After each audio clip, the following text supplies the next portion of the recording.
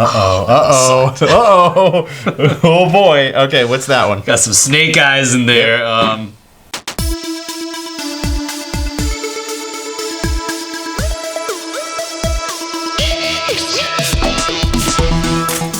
All right, so now I'm here with the always enamoring Mr. Zach Vasquez. Why don't you tell me a little about yourself, Zach? How's it going? My name is Zachary Vasquez. I'm a model and actor. I've been modeling since 1999. I've been acting since 2012. So I've been doing this for a while, and I'm also a fitness person. I've been working out since 1997. Nice. So it's like nice. a big part of my life. It's who I am, pretty much. All right, but with all that, have you ever played a game of D&D in your life? I have never in my life played not even one game of Dungeons and Dragons ever. But I know one little thing. You were in a short film about Dungeons and Dragons, though. Well, yes. So back when I first started acting, I did a 48-hour film challenge. And the theme was basically like a Dungeons and Dragons type of situation. It was me and 3 friends, and we were all sitting Indian style on the floor, rolling dice and stuff, and I had no idea what we were doing. Only thing I've ever known about Dungeons and Dragons is it's got a board, there's a lot of pieces, you got a lot of dice, and it's like a fantasy themed thing, and really that's all I know. D&D is a lot of things to a lot of people, and I was explaining this to one of the characters earlier. It's not so much, it didn't start so much on a board as it did as the theater of the mind. You know, the DM would craft a world for you all with words, essentially, and it's grown through the years to incorporate terrain, 3D printed miniatures, all sorts of other things, game boards and stuff too. So it's a lot now, and it's really cool to play, and I'm super excited to have you here. Today is the day we're going to make Zach's character, though. We're going to give you a chance to build this character from the ground up, and you're going to be able to bring this thing to life in your very first D&D adventure. I'm super excited to have you here. I'm excited, too. All right. So, that being said, we looked at the player's handbook for a little bit. I know when I initially talked to you, we had our little interview, you were talking about possibly going like a Conan Barbarian thing, and then you were looking at the player's handbook, and maybe we made some different choices here. Why don't you tell us, have you made a choice on your class? Yeah, initially going into this, I was really hyped up about the barbarian. I thought it was really cool, but then I started looking into like the fighter, because I feel like I relate to the fighter more than the barbarian. Okay. I like the fact that he's got armor. I like the fact that he's a little bit more intellectual. Okay. So. He's more of a strategic fighter as opposed to like all rage and brawn. You know, he's a trained soldier. He knows how to work with more armors, more weapons, that kind of thing. I honestly thought when you were sitting at this table today, I thought I was going to hear barbarian. I'm pleasantly surprised, because I think a soldier is a good fit. I think it is a good fit. So, all right. So now that we have your class out of the way, how do you see yourself as a fantasy character in this universe? Well, I looked at all the species, and there was a lot of really cool species, and each one is unique. Each one brings something different to the table. But ultimately, I went and chose the orc just because I think it's really cool, some of his features. Very cool, very cool. So what were some of the features that when you were reading through, what were some of the features that you liked about the orc? I like, probably my favorite that I can relate to based on my personal experiences was, when he gets hit down past 0, he gets that one little hit point. That relentless endurance. Relentless endurance, and I feel like that's a really cool feature. Yeah, and that's important, I think, for you, because, with your story, you got knocked down to 0. Yep. And then you have built your way back up, which is super cool, and I think that relates really well to you. And I love the fact that you're choosing that. And right now, I think Zach's going to be the only character that's not quite human, which is nice. Really? Yeah. Well, I didn't tell you that. So we'll see how the other characters interact with you. I like the underbite too, I gotta confess. So. Okay.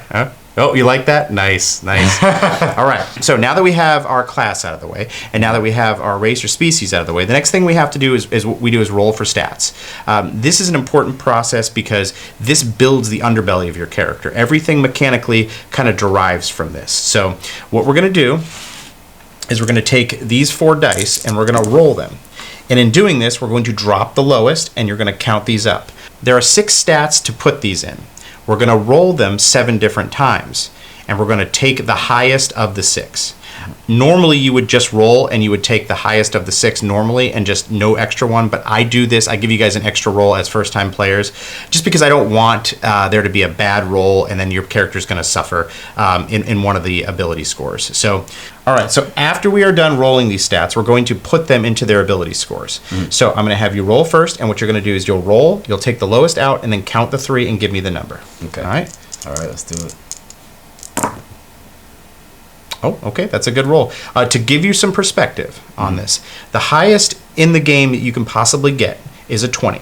The highest you can roll today on these is an 18. A 20 in strength is like Captain America. You are the pinnacle of your species as far as strength gets. So to get something like a 10 would put you on average. You know, I am average. I would be a 10, right? You're pretty beefy. You'd probably be around 12. Okay. So anything higher than that, you get more bonuses as you go up. So right now, what did you get for your very first roll? So we'll take out the lower. That's a 3. We'll take that one out. So that would be 12 plus 3 is a 15. 15. So that is good. That is well above average for your first roll.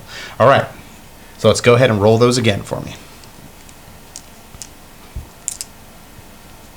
When you see 6s, you can smile. That's always a good thing to see 6s. Okay, that's not bad. You want to try to stay above 10. Above 10 is above midline, so you're always going to get bonuses the higher you go above 10. So what do we got here? So we'll take out that 3. Yep. So we've got 13. 13, that's good. All right, we're going to do this a few more times. Okay, you're rolling pretty good. Take out the 2, yep. So that's what? 14. 14. All right. Next.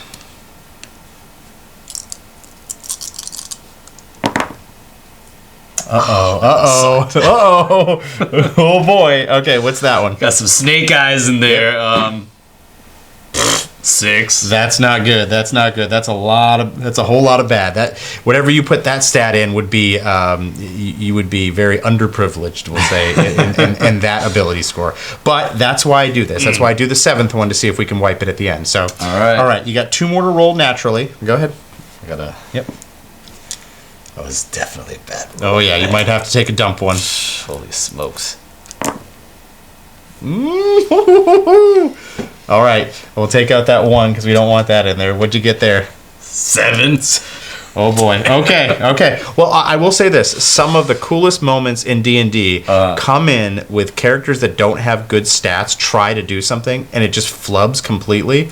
But that's some of the best role playing. You can use your role playing and acting abilities to help you out in those situations where the dice aren't going to be your friends. So, all right, we got 1 more natural roll. Gotta roll something good. Let's go. You started off roll really something good. You started off really good. Okay. Take that 3 out of there. A little bit better. Okay. Yep. So we got 13. 13. All right. So what we're going to do now is this is exactly why I do this, because you have 2 very low stats right now. Your 6 is your lowest stat. You do not want that in this game. Trust me. That puts you into the negative in some categories. So what we're going to do is we're going to roll 1 more time. All right. We're going to try to beat a 6. Anything that you get above a 6, we're going to replace that 6 with. All right? So go ahead and roll 1 last time. Oh, okay, that's a good replacement one. I'll take out that 1. So that is a 17. That's perfect. That's great. Okay, so a lot better than a 6. Holy cow. Much better than a 6. Yes, that's a good replacement. That's exactly why I do this, because you never want a first-time player to have 2 bad stats.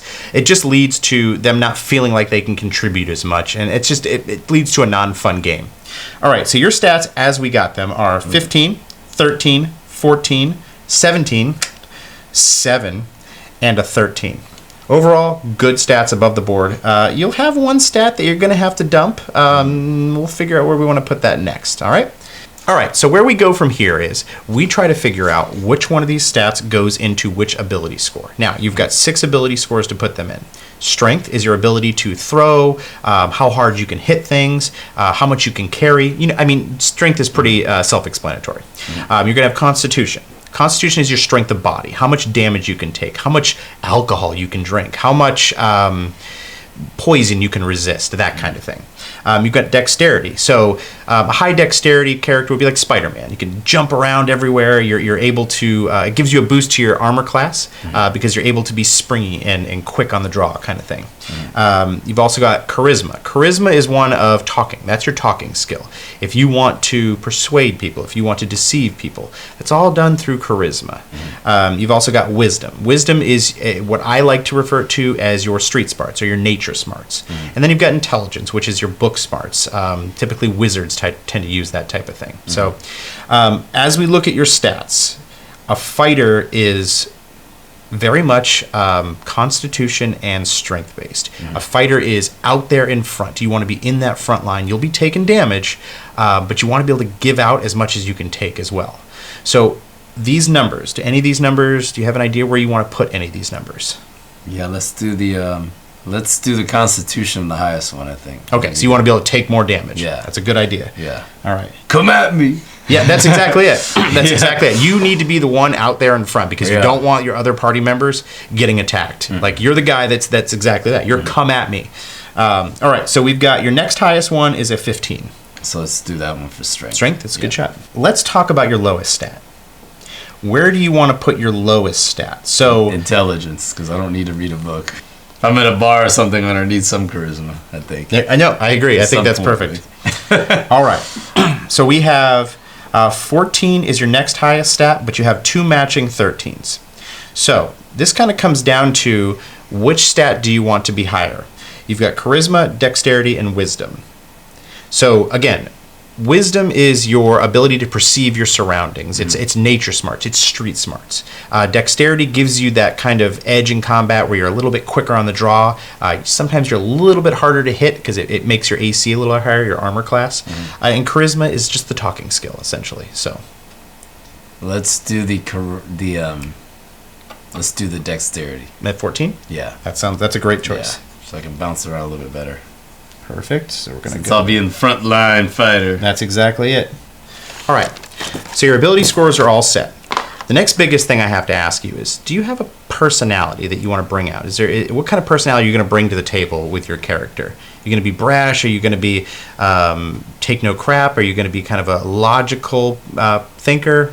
I feel like mine is more like a no nonsense type character, you know, since I'm going to be in the front. Maybe a leader type character, you know, like he's all business, you know, not really there to sway from what we're trying to do. Gotcha. You've got a goal and you just go after that goal. Yeah, and I stay focused. That's good. Yeah. That's perfect. A lot of games can get unfocused, if you will, in D&D. So it's always good to have that one player that kind of keeps things, hey, we can't dilly-dally over here. We have to get this done. Yeah, we got to... Let's go, people. And that's exactly it. How do you think you're going to interact with some of the other characters at the board? Now, you don't know anybody yet. You don't know what their personalities are going to be. But what if somebody, I don't know, decides to maybe steal something from a shopkeeper or something? You're gonna chastise them? You're going to give them a little smack on the wrist? As long as we don't get caught, hey. Oh, okay. Y'all do what you want. Okay. Don't put me in the position to have to get in the front line and defend you now because you want to be stupid. There you go. I like that. One of the most personal things you can come up with in D&D is your name. Do you have a character's name picked out?